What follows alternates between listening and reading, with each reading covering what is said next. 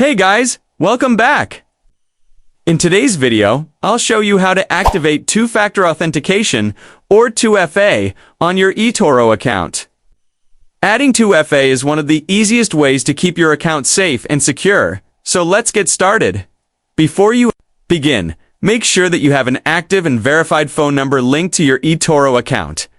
Once that's set, go to your account settings. If you're on the web version, click on the settings icon in the left-hand menu and then select Account. If you're using the mobile app, tap on the menu at the top of the screen, then tap on Settings and go into the Account section.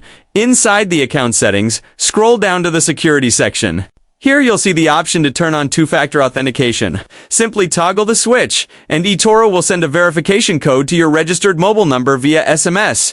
Enter that code, click Apply, and that's it. Your 2FA is now active. From now on, every time you log in, you'll need to enter both your password and the SMS code, giving you an extra layer of protection against unauthorized access, so don't wait. Take a minute to turn it on and make your account more secure. If this guide helped, make sure to like the video, subscribe for more trading tips, and drop a comment if you've already enabled the FA on your account.